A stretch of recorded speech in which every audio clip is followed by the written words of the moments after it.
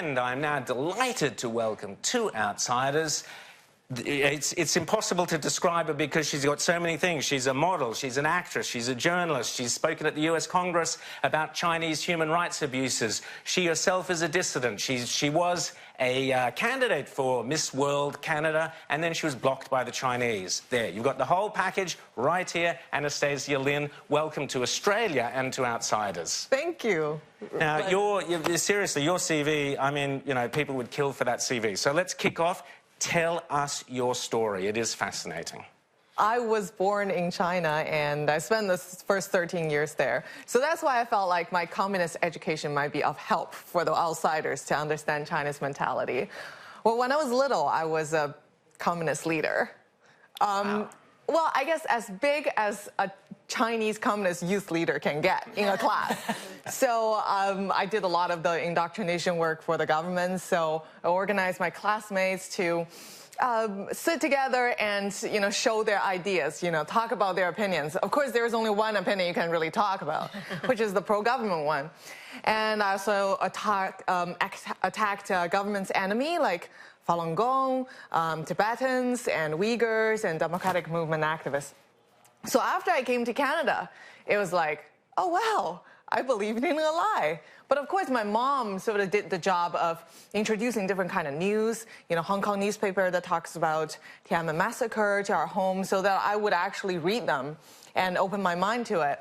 It was a scary experience to sort of learn that your entire life of knowledge is sort of based on a lie. So why did your parents go to Canada?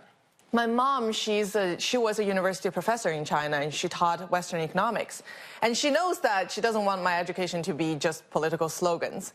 And so that's why we moved. All right. So then, tell us about, you got into modeling, you got into acting as a child actor, and then tell us about what happened with your confrontations with China. Well, I ran for Miss World Canada not on the most honorable reason that people think that I usually do, like, oh, I want to run for, like, human rights and stuff. I actually did it because it was kind of cool. You get to wear the beautiful dresses and command attention on the stage. But then after I won Miss World Canada on a human rights platform, which I thought it was just very general, though I want to speak up for people who are persecuted in China, but it was very, like, world peace type of human rights. And so the Chinese government took it way more seriously than I did. And they went to my father and threatened him. Wow. And said that if your daughter doesn't stop talking about human rights, we are going to persecute your family like in the Cultural Revolution. That's when... Family back in China or family in Canada? All my family are in China, my father included, except for my mother. Right. So that was a huge surprise. So I wrote for the Washington Post about my story. And then that year, the final of Miss World was held in China, in Sanya. And everybody was like, how are you going to get in? I'm like, I'm not quite sure, but let me try. So they didn't give me a visa invitation. All the other Miss Worlds did. And so I thought I would just try my luck. And I flew to Hong Kong, tried to get into Sanya with tourist visa. But they blocked me and declared me persona non grata. Wow. And they've been threatening my family ever since, my grandparents, my uncles. It's unpleasant. How is life for them in China on a daily basis? Do they get any kind of heavy persecution or intimidation? Well, besides that, my father's company is pretty much destroyed right now. He had about several hundred employees, and it was a very successful business. After my story broke out, the banks started suing him, the partners started suing him, and he just, I don't know how he's doing right now because we can't really communicate through... Now, you spoke about Chinese human rights abuses to the US Congress. Tell us about that. Yes. And even to the parliament here. Oh, good. Congratulations. Well, thank you. U.S. Congress, they invited me to talk about the treatment of overseas Chinese by the Communist Party. Because people somehow think that, oh, you're in the land of Australia or U.S., so that you must be free. But it really isn't like that. We don't have freedom of speech outside of China. As long as your business or your family is back in China, they use it as leverage. They use it as leverage whenever you want to speak up. But that's the same thing for states, too. Like when Australia or Canada wants to basically exercise their sovereignty or, speak up about democracy, they arrest Canadian citizen and Australian citizen or UK citizen inside China. So we've seen now the last 11, 12 weeks, we've seen these incredible protests in Hong Kong.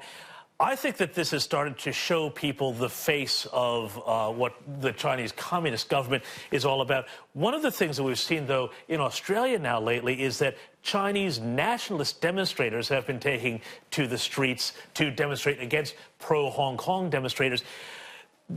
Are these being directed, do you think, by the Chinese officials from the mainland or from the consulates and embassies here, or are these spontaneous eruptions of protest?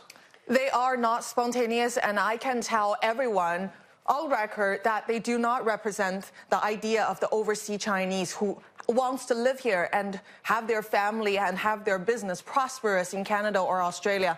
There are a lot of Chinese United Front arms that are in student associations, professional associations. United Front that's the overseas propaganda division? Is that what that is? Yeah, United Front is the overseas propaganda division. After Tiananmen massacre, they established this this office so that the overseas Chinese would all kowtow to the communist policy. And it's really unfortunate because the real Chinese immigrants outside, they feel like they're constantly being watched. In communities, they're not free to speak. Just like my example is a really good example. I spoke on a beauty pageant stage and my father was threatened. So they do not represent the idea of the real Chinese people who vote. So what you're saying is Chinese communities in Australia will be split between those who support the Chinese government and those who want to be free, who came here for our freedoms, for our way of life, for democracy, and they're still being intimidated. They can never escape the shadow of China. Is that correct?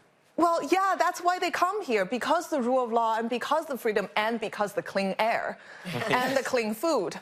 So I'm not saying that there aren't new Chinese immigrants who are not familiar with the democratic process and who needs to familiarize themselves with the West. But the people who are going on the street, a lot of times in Canada, there are examples that they're paid like $50 or however much money and to go on the street and to do these demonstrations. Tell us a little bit more about this indoctrination. You said you were a youth leader for the Communist Party, and from kindergarten you were singing songs about the Communist Party is closer to me than my mother. Tell us about that. It just seems incredible that your children that young are being told what to think. Yeah, this is something that started from Stalin, because Stalin had a famous quote. It's like the production of soul is more important than the production of tanks. So they use writers, they use art and education as a tool to re-engineer the human soul. Basically just cut out anything that's not communist ideology. And you might think that, okay, that's in old China. It's not really present in today's China. But no, it is. It is, even though it's almost like a capitalist now, but the ideology is the same. They still want you to not have any other idea but that China is the best. And it's in disguise of nationalism, patriotism. Communist Party is not China. Communist culture is not Chinese culture. We had 5,000 years of glorious culture, and it's an inward-oriented empire before communists came along. And in the 19th century, if anything, it's the outside world that invaded China, not the other way around. And nowadays, Chinese Communist Party look at the outside world, look at Western democracies as enemies, because that's the only way they can legitimize their rule in China to the Chinese people. If we don't have an enemy, then why can't they deliver utopia that they promised? This is going a little far. No, that's great. But also, tell us about Falun Gong, because you are a Falun Gong practitioner, is that correct? I don't like to be labeled as anything. I just feel like... Okay, no, that's fine, but just explain what... Because we see the Falun Gong demonstrators sitting outside the Chinese embassies from time to time. We know a little bit about it, but I don't think we really understand it here. So we're not being told it's a religion. Is it a way of life? Is it Buddhism? What is it? And why is it such a threat to the Chinese regime? Yeah. Well, Falun Gong itself, have you heard of Qigong? It's a yoga practice. Right. Yes. So after the Cultural Revolution, there is a spiritual vacuum. Chinese people cannot believe in Buddhism or Taoism. Therefore, they grab onto these. There are hundreds of schools of Qigong, which means life energy practice, that came out. Falun Gong is one of them. But Falun Gong did not give up the spiritual belief side to the ancient traditional Chinese and Taoist, Chinese Buddhist and Taoist belief. That's why the people that practice Falun Gong, the 100 million Chinese people, the communist Communist Party counted at the end of 1999, they sort of grabbed onto the Chinese traditional spiritual tradition, that part. And that's why it becomes so popular. And the reason why I feel like sometimes the Falun Gong, people don't really understand what it is because these people who are outside protesting, trying to show the world about their persecution, was also educated inside a communist state. So their way of education, their way of communication is not really understood by the West sometimes, but it does not mean that their intention is not good. It doesn't mean that they're not trying to oppose the communist regime. They're outsiders, I think you said it. They're outsiders, Falun Gong. There you go, I like it.